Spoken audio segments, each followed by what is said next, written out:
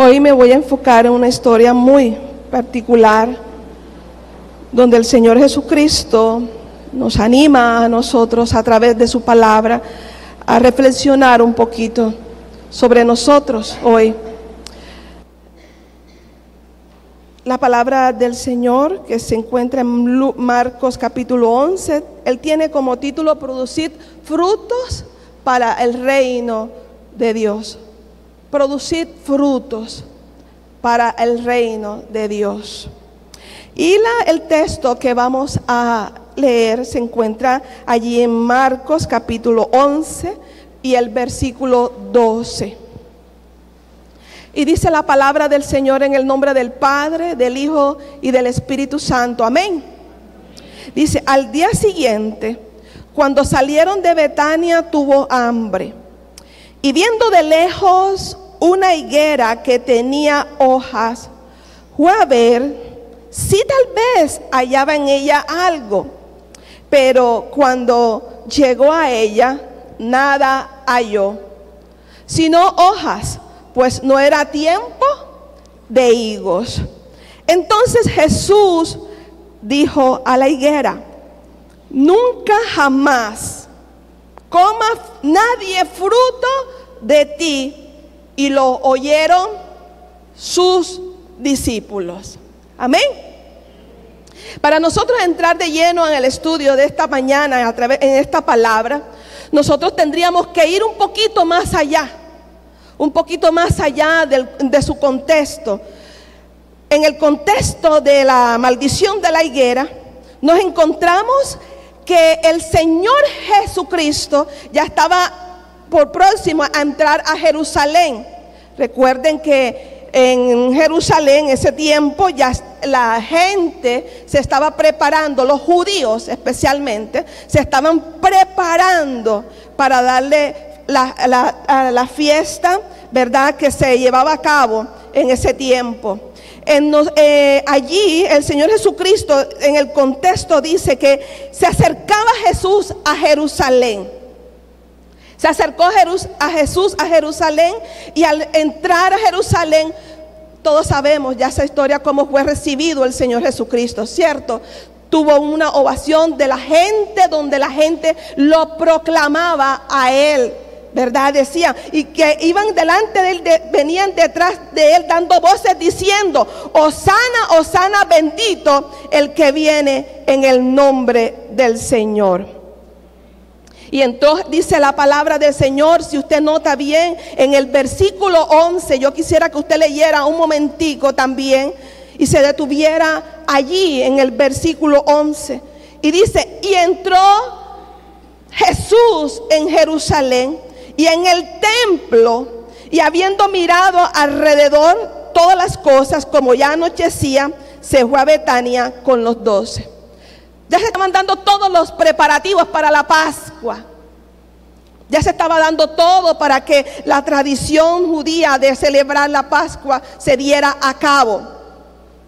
Pero para nosotros entonces poder entender todo esto, nosotros tendríamos que irnos a un poquito más adelante. Primeramente, ¿verdad?, habla de la maldición de la higuera, y yo me tomé la tarea de investigar un poco qué era la mata de higuera, cómo era la higuera. Y tomé como referencia la biblioteca en línea, que dice lo siguiente. Dice: la higuera, el olivo y la vid son las plantas que más se mencionan en la Biblia. Pero como hoy vamos a enfocarnos es con la higuera, el tema es con referente a la higuera, ¿verdad? Mi estudio de hoy voy a enfocarlos en la higuera, voy a hablarle un poquito de ella. Dice que la higuera es un árbol originario de Asia, Israel y de Siria. Dice que es un árbol notable por su longevidad, o sea que es un árbol que se mantiene siempre joven y tiene ramas muy extendidas. Y aunque es muy valorado primordialmente por su sombra, ya que sus hojas son grandes, Dice que el árbol de la higuera tiene hojas grandes y frondosas, que en algunas ocasiones llegan a sobrepasar, miren, los 20 centímetros de ancho. Entonces, podemos deducir de allí que aparte de el fruto que da la higuera, ¿verdad? Es un árbol muy valorado por la sombra que él da. Y para los judíos la higuera es un árbol muy preciado. Para la nación de Israel, la higuera es un árbol muy preciado por su fruto, el higo. Dice allí investigando que su fruto ya maduro, cuando ya la higuera ya los higos están para recogerse, dice que se da en el tiempo de agosto en adelante, los meses de septiembre a octubre, o sea, agosto, septiembre, octubre. Viene la cosecha. En ese tiempo se recoge la cosecha de los higos, porque ya están hermosos, ya están maduros, ya están listos para recoger. Pero ahora bien, cuando acontece la historia de la higuera, como dije ahora y como dice la palabra del Señor, ya estaba próximo la celebración de la Pascua, que coincidía por lo general en el mes de abril. Miren el tiempo, calculen el tiempo para que vean ustedes, que dice que era llamado el mes de Nisan. Así que en abril no podía haber higos, porque todavía no tenía la higuera, no era el tiempo para producir los higos. Como dice en el versículo 13, que el Señor Jesucristo fue a ella, la miró, pero no halló en ella el fruto. Pero, amados hermanos, lo asombroso de esto, lo que llama poderosamente la atención, es que el árbol de la higuera tiene una peculiaridad. ¿Cuál es? Que desde febrero a marzo, o sea, antes que venga sus ramas, dice, comienzan a aparecer brotes de hojas. De febrero a marzo, ya comienzan a salir las hojas. Y con ellas, ¿verdad? Una fruta comestible llamada breva. No sé si alguna vez han escuchado o han comido, ¿cierto? Las famosas brevas, muy ricas por cierto, ¿verdad? Bueno, ellas se dan en ese tiempo, que se llaman breva. Entonces dice, por eso es lo asombroso, que en ese tiempo comienzan a aparecer en ella, en esa parte de las hojas, también esa fruta comestible llamada breva. O sea que esto es un indicativo de cuando alguien veía un árbol de higos, ¿verdad? Frondoso, hermoso, era porque tenía brevas. Era lo más lógico. Si alguien veía un árbol de la higuera frondoso, lo más lógico es que tuviera por lo menos brevas. Entonces, cuando los judíos veían un árbol de higo lleno de hojas, pero sin brevas, sabían de inmediato que este árbol iba a ser estéril. Iba a ser un árbol estéril. Y amados, y esto fue con lo que se encontró el Señor Jesucristo. Un árbol de higos estéril. Porque se suponía que así ya como tenía las hojas, todo el follaje debía de tener fruto. O sea que este árbol era un árbol engañoso. Era puro follaje. No tenía fruto. Estaba frondoso, ¿verdad? Ofrecía sombra, pero no ofrecía lo más importante, que era las brevas. Su fruto, su apariencia engañaba. Su apariencia engañaba. Esto se llevó a cabo cuando la celebración de la Pascua. En ese entonces ustedes saben que esa era una tradición muy de los judíos. Ellos eran inmancables a la hora de celebrar esta fecha, porque ya Dios se lo había mandado a hacer, pero ya ellos con el tiempo la habían convertido más que todo en tradición. Y lo peor de todo esto, amados hermanos, que no tanto era que celebraran la tradición, sino que para este entonces los judíos creían, los judíos, sacerdotes, los escribas, los fariseos, creían que ellos estaban bien con Dios. Ellos estaban acostumbrados a sus rituales. Ellos estaban acostumbrados a realizar toda clase de ritual, pero todo esto, todo lo que ellos hacían se resumía en una religiosidad, y en cierta manera era como esta higuera. Todo muy bonito, muy llamativo, ¿verdad? Mucho follaje, hojas, pero sin fruto. Y amado, quiero decirle lo siguiente, que al igual que esta higuera, sobre ellas venía también un juicio. Ellos, en cierta manera, como yo decía en esta mañana, miren, las escrituras nos muestran claramente que ellos no eran ignorantes de las escrituras. Ellos las conocían. Ellos sabían de las escrituras. Las profecías hablaban de la llegada de un Salvador. La palabra del Señor, la Biblia, si usted ve en el Antiguo Testamento, las profecías todas apuntaban al Señor Jesucristo. Pero miramos, ¿verdad?, que aún el mismo Señor Jesucristo tuvo que decirle a ellos: escudriñad las escrituras, porque a vosotros os parece que en ellas tenéis la vida eterna, y ellas son las que dan testimonio de mí. En otras palabras, las escrituras son las que hablan de mí. Todo apunta a mí. Yo soy el Mesías, yo soy el Salvador, yo soy aquel de los que los profetas hablaron y dijeron que tendría que venir.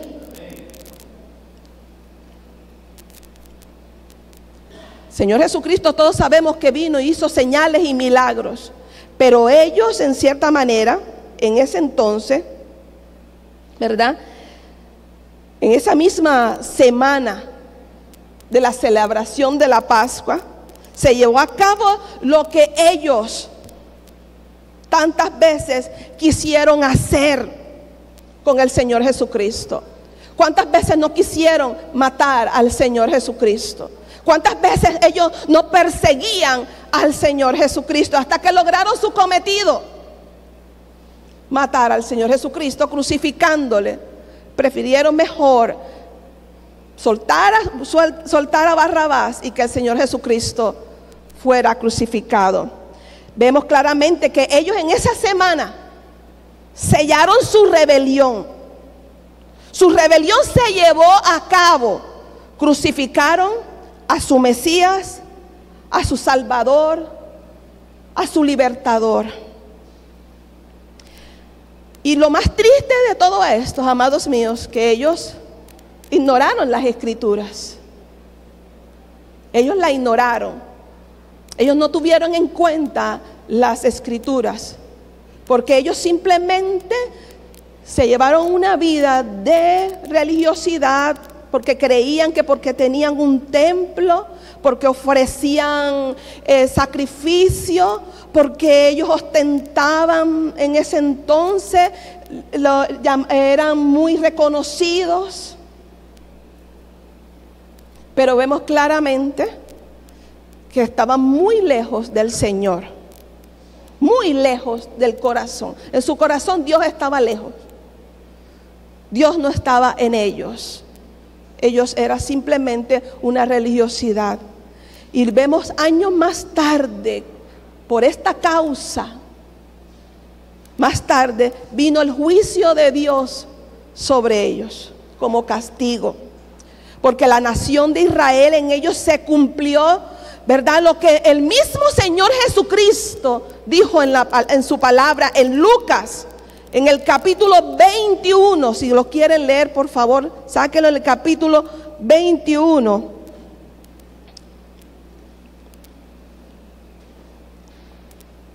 Versículo 24.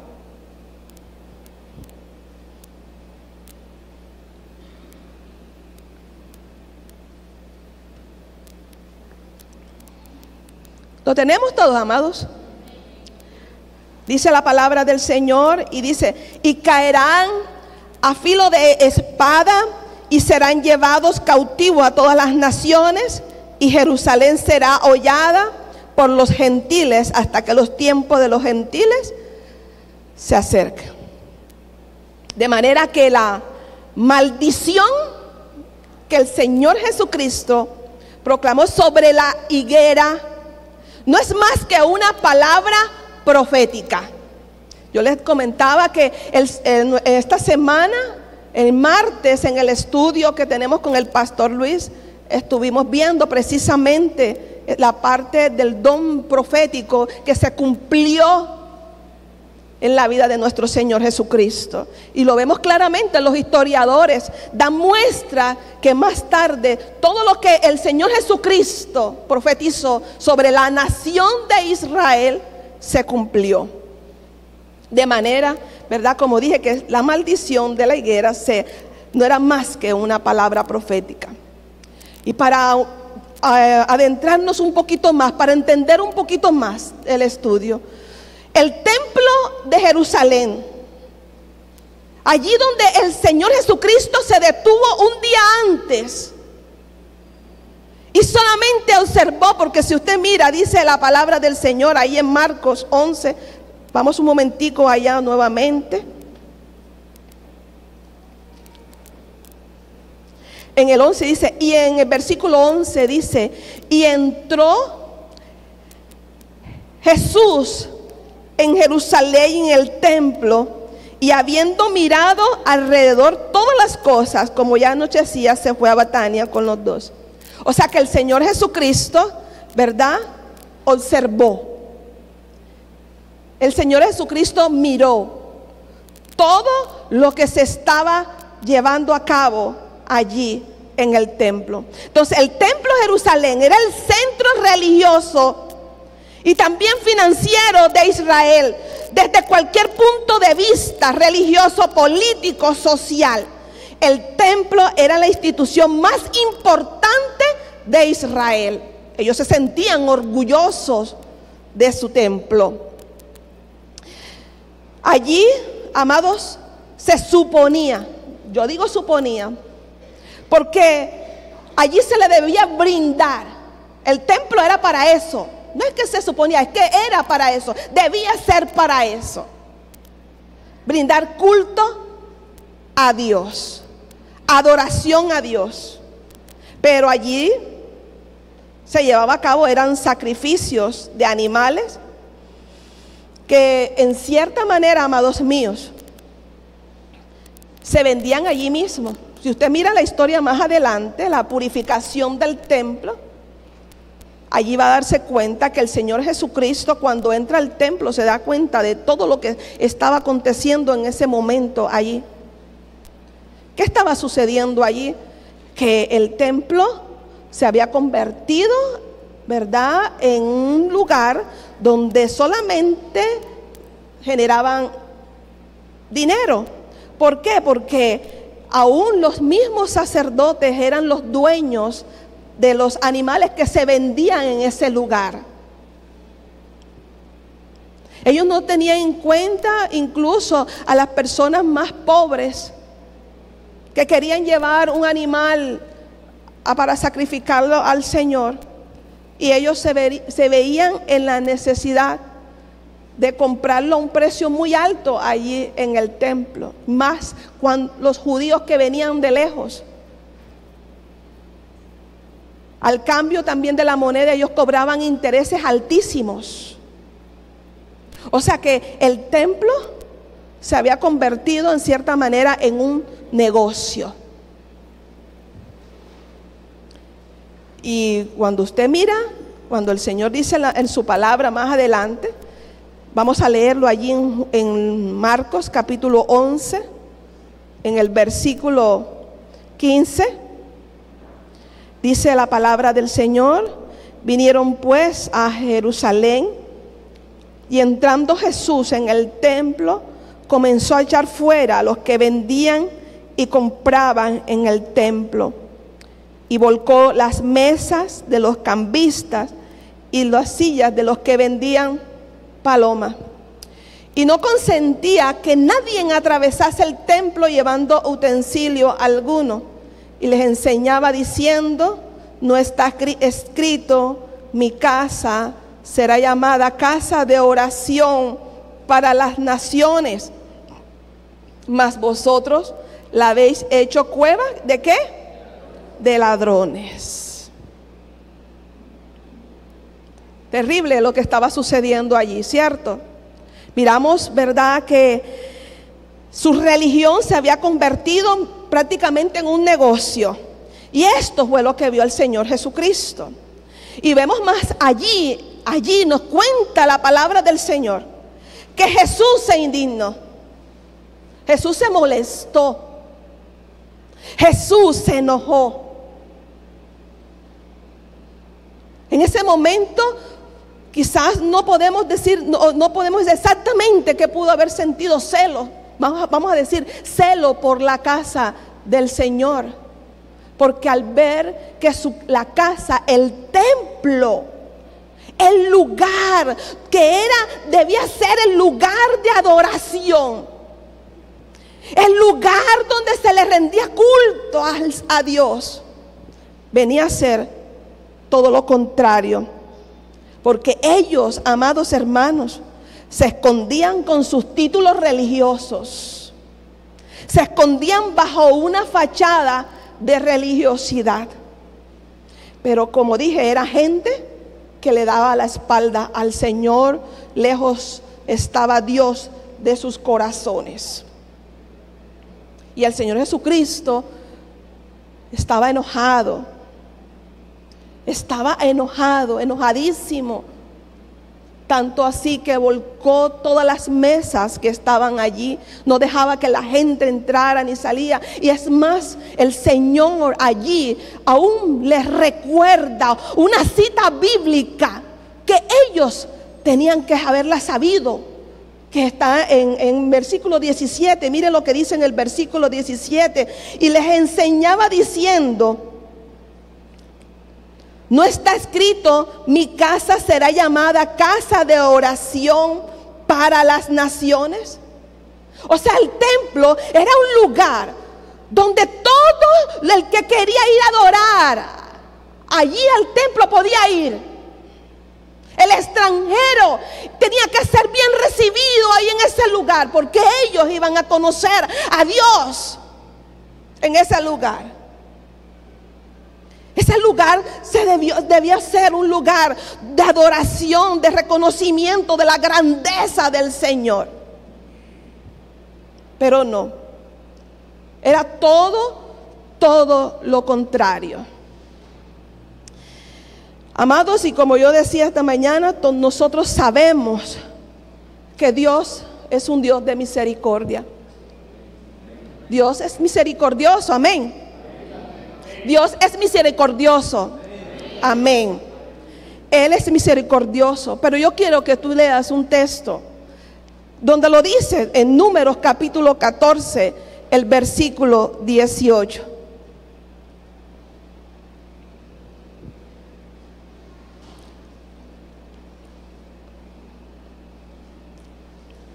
Números capítulo 14, el versículo 18 dice: porque Dios es lento para qué, la ira, y grande en misericordia, que perdona la iniquidad y la rebelión, aunque de ningún modo que tendrá por inocente al culpable. Y esa palabrita es la que por lo general nosotros la evadimos. Decimos, Señor, gracias porque tú eres Dios de misericordia. Tú eres Dios lento para la ira y grande en misericordia y verdad. Pero también dice que Él, que de ningún modo tendrá por inocente al culpable. Con razón el Señor Jesucristo estaba enojado. Digan si no. Con razón el Señor Jesucristo estaba indignado por lo que estaba sucediendo allí. Amados, como dije ahora, Dios es misericordioso, pero que no tendrá por inocente al culpable. ¿Por qué? Porque ellos se habían encargado de profanar, de corromper este lugar, donde debería ser el lugar de honra y adoración. Amén. El lugar de honra y adoración. Y que aquí claramente muestra todo lo contrario. Y por eso el Señor Jesucristo, nuestro Señor, estaba indignado. El Señor Jesucristo estaba profundamente enojado, como lo dice en el versículo 17, ¿verdad? Porque la habían convertido en una cueva de ladrones. Jesús, nuestro Señor, como dije, les citó este pasaje a ellos para que ellos se recordaran de que el templo era el lugar donde se le debería rendir honor al Señor. El templo es el lugar donde se debería rendir honra al Señor, adoración al Señor. Y todos, amados, todos conocemos el pasaje donde Jesús dice también en Mateo capítulo 7, en el versículo 21. Por favor, yo quiero que tú lo leas. Mateo capítulo 7, el versículo 21.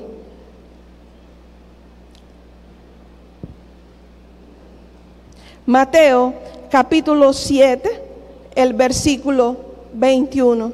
Dice, porque no todo el que me dice Señor, Señor, entrará en el reino de los cielos, sino ¿quién? El que hace la voluntad de mi Padre.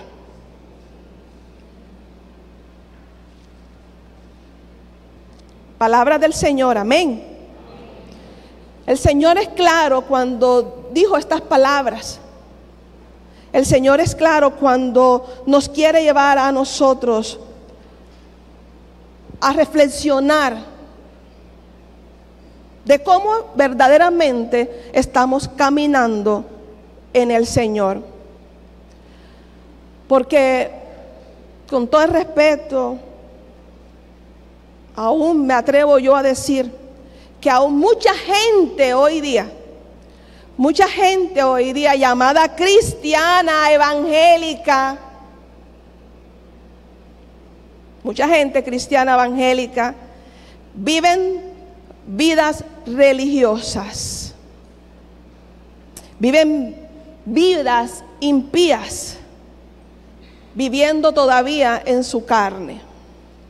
Muy lejos está el Señor Jesucristo verdaderamente de sus corazones. Tenemos el rótulo, nos llamamos cristianos. Quizás a las personas se le dice: yo soy cristiano, yo soy evangélico. Quizás porque tenemos un follaje hermoso, nos vemos hermosos, porque somos frondosos, porque quizás nos ven con la Biblia. Pero, amados hermanos, somos como esa higuera que no estamos dando fruto. ¿Por qué? Porque como cristianos, amados hermanos y hermanas, nosotros, los hijos de Dios, nacidos de Dios, estamos llamados a caminar, a vivir, a andar y a conducir nuestras vidas bajo la dirección del Espíritu Santo. Amén. Ese es el andar, el caminar de todo cristiano, el que se hace llamar cristiano. Nosotros, como decía ahora, muchos cristianos, muchas personas evangélicas, cristianas que no están dando fruto, porque simplemente en sus vidas no se ven los frutos que Dios está demandando en uno. No se ven los frutos de una persona convertida. No se ven los frutos de una persona convertida, porque muchas veces nuestro caminar, aún incluso nuestro hablar, nuestra conducta, dictan todo lo contrario, está muy lejos de la palabra del Señor. Como hombre, como mujer de Dios, yo tengo, como decía esta mañana, que marcar la diferencia donde yo me encuentre, donde yo esté, incluso principalmente en mi hogar, en mi lugar de trabajo, donde yo me encuentre. Porque al igual, amados hermanos, sabemos que la salvación es por gracia, ¿cierto que sí? La salvación ha sido por gracia, no por obras. Nosotros descansamos en la obra del Señor Jesucristo. Pero el Señor Jesucristo también en su palabra nos enseña que toda persona que conoce realmente al Señor Jesucristo como su Señor y Salvador, se arrepiente, comienza a caminar en comunión con el Espíritu Santo. ¿Cuántos dicen amén? Esta persona que ha creído en el Señor Jesucristo como su Señor y Salvador, que ha tenido un genuino arrepentimiento, que se ha convertido al Señor, esta persona va a mostrar a través de su vida el fruto. Lo va a mostrar. Y esta es la realidad, amados hermanos, porque a través de su vida va a mostrar su fe y arrepentimiento. ¿En quién ha creído? ¿Quién es Jesucristo? ¿Tienes a Jesucristo como su Señor, como su Salvador? Aquel que pagó un precio bien alto, muy alto en la cruz del Calvario, para darte a ti la salvación y la vida eterna, que no es cualquier cosa. Muchos anhelan muchas cosas del Señor, de Dios, piden cosas a Dios, pero sabe, el regalo más grande que hemos recibido tú y yo ha sido la salvación, más que de cualquier otra cosa. Es la salvación, lo que tú y yo, el regalo más grande que tú y yo hemos recibido. Nosotros, como hijos de Dios, o como cristianos, vamos a decirle, somos cristianos. No somos perfectos. Lo decía esta mañana, no somos perfectos. Porque el que diga, levante la mano aquí, el que es perfecto totalmente, nadie puede levantar la mano, ¿verdad?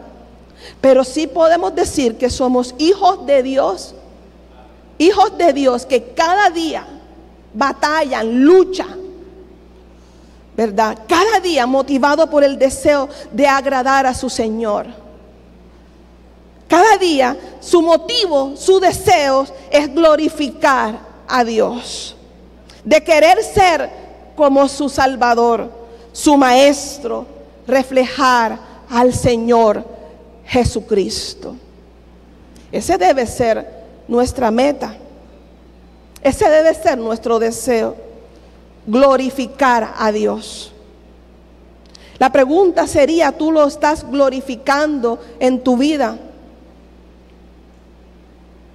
En especialmente, amados, hoy más que todo que nosotros estamos viendo un evangelio tan diluido, donde muchos solamente buscan lo material, que pueden conseguir, que pueden alcanzar a través de Dios, a través del Señor. Pero amados, ¿Dónde está lo más importante? ¿Dónde está lo más importante, que es dar frutos que verdaderamente muestren que tú eres un hijo, una hija de Dios? Especialmente en los hogares, como decía. En el lugar donde tú trabajas o laboras. ¿Será que tu familia, tu esposo, sí, o bueno, en caso tal, si son parejas, ¿será que como pareja estamos dando frutos que glorifiquen a Dios en nuestro hogar? Estamos enseñando a nuestros hijos, o mejor, nuestros hijos están viendo en nosotros el reflejo de Cristo. Lo están viendo. Usted no sabe, hermanos, que nosotros tenemos hoy, los que tenemos hijos pequeños, pero que a la medida que van creciendo, hay un mundo allá afuera que los quiere absorber completamente. En los colegios, en las universidades. Y si usted y yo, como hijo o hija de Dios, no nos plantamos a enseñarle los valores, la palabra a nuestros hijos, pero más que la misma palabra, el testimonio de quién somos en el Señor. El día de mañana usted no va a tener problemas. Y si en algún caso su hijo se llega a desviar, pero ya eso no está sobre usted, porque usted se ha encargado de mostrarle a su hijo verdaderamente quién es Jesucristo. Donde tú laboras, ¿cómo te conocen? ¿Qué dicen de ti? ¿Cómo habla la gente de ti? Aunque a nosotros no debería importar lo que dice el Señor Jesucristo, pero el Señor Jesucristo también dice que con nuestros hechos, ¿verdad?, Dios sería glorificado. La gente que no conoce a Cristo, ¿verdad?, glorificaría al Señor. En el entorno donde yo vivo, ¿cómo me comporto? ¿Quién soy yo? Me ven salir, ¿verdad?, como estos religiosos simplemente que porque iban al templo a adorar a Dios, supuestamente, a ofrecer sacrificios, pero ¿qué de sus vidas? ¿Qué de sus vidas?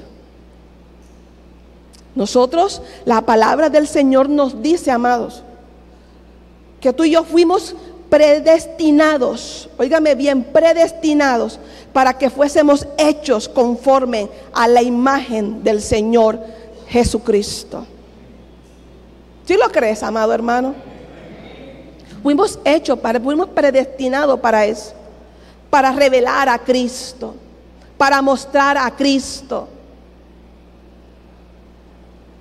Es más, Dios, déjame decirte que el Señor Jesucristo está más interesado en ti que en darte todas aquellas cosas que tú estás pidiendo, ya sea, llámese, cosas materiales. El Señor Jesucristo está más interesado en ti, en tu persona, quién tú eres. Porque el precio que Él pagó en la cruz del Calvario fue un precio muy alto, amados.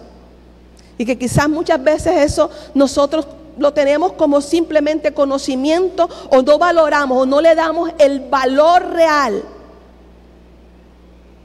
de lo que significa o significó para Dios en dar la vida de su propio Hijo por nosotros, para perdonarnos y darnos salvación, para que tú y yo pudiéramos producir frutos en el reino, frutos para su reino, que glorifiquen el nombre de nuestro Señor. Fuimos creados, escúcheme bien, fuimos creados y salvados para dar alabanzas y gloria a nuestro Dios. Porque tú y yo somos templo del Espíritu Santo. Tú y yo somos templo del Espíritu Santo. Amén. Y tú has mirado la magnitud de lo que eso significa. No es cualquier Dios el que tú tienes. Es el Dios soberano, el Dios poderoso, pero que también es el Dios santo. Un Dios santo que aborrece el pecado, que aborrece la maldad. Nosotros tendríamos que examinarnos cómo andamos, cómo estamos, nuestros pensamientos, qué dicen, en nuestro hogar, qué miramos. ¿Qué miras cuando estás en tu casa? Cuando piensas, bueno, que nadie me ve. El pastor ni la pastora no están. Pero si tú miras aquí las escrituras, las acabamos de leer, el Señor Jesucristo llegó al templo y ¿qué hizo? Observó, pero no dijo nada en el momento. Porque a veces creemos que porque Dios simplemente en el momento no actúa, no pasa nada. Pero Él sí está observando. ¿Cuántos creen que Dios sí lo ve todo? Él lo observa todo. Entonces tendríamos que tomar conciencia. ¿Quién somos realmente en el Señor? ¿Qué frutos estoy dando en el reino del Señor? En el reino de Dios. Porque fuimos creados para dar frutos, pero que glorifiquen el nombre del Señor. No que vaya el Señor Jesucristo y resulta que no haya fruto en ti. Porque la palabra del Señor también me dice que tú y yo, vamos a leer un momentico la cita de Romanos capítulo 12. Voy a terminar.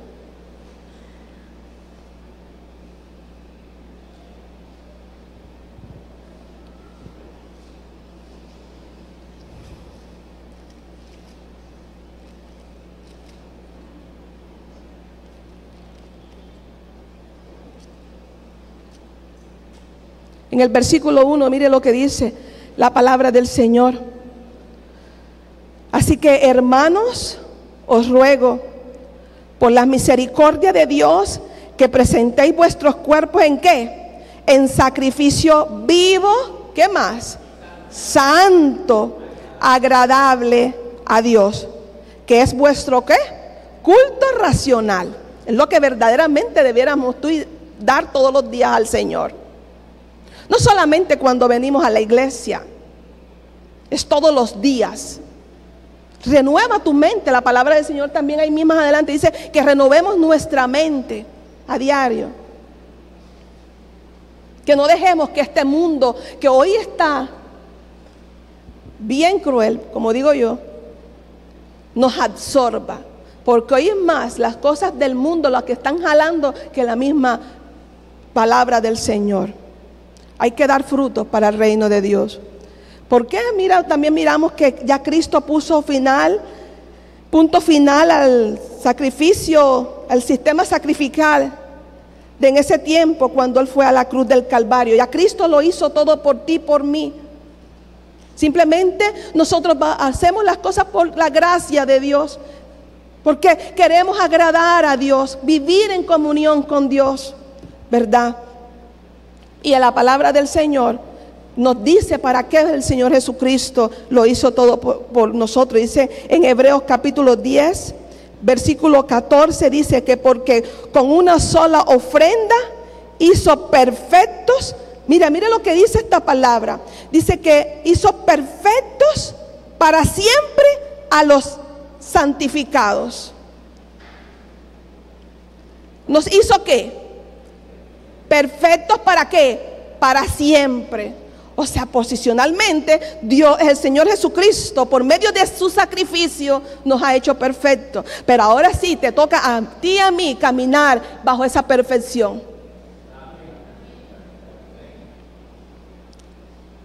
¿Cómo? Amados míos, viviendo la palabra del Señor, obedeciendo la palabra del Señor, siendo guiado, dejándose guiar por el Espíritu Santo de Dios, porque si tú eres templo del Espíritu Santo de Dios, déjate guiar por el Espíritu Santo de Dios. A medida que nosotros tengamos más acercamiento al Señor, más intimidad con el Señor, porque hoy en día todos viven de afanes también. Muy poco tiempo se le da al Señor. Entonces, por eso que no se está produciendo el fruto que Dios está demandando. Ese fruto se da en comunión en el Señor, porque Dios lo produce en nosotros, ¿verdad? Es por medio de una relación personal que yo tenga con Él. Amén. Nosotros fuimos llamados a eso, amados, a producir frutos para el reino del Señor. Que la gente, ¿sabe? Ya mucha gente está cansada de la tanta religiosidad. Ya mucha gente está cansada de la religiosidad. Hay gente que quiere ver, mucha gente quiere ver a gente verdaderamente convertida, genuinamente, que camine en la santidad, que camine haciendo la voluntad de Dios. Que la gente muchas veces quiera parecerse a uno y diga, wow, yo quiero ser como ella o como él. Pero que es muy distinto que digan, yo para ser como esa cristiana, mejor me quedo como estoy. Terrible sería eso, ¿cierto que sí, amados? Por eso lo importante es del testimonio. Y cuando nosotros damos buen testimonio es porque estamos dando fruto para el reino del Señor. Amén. Vamos a ponernos sobre nuestros pies.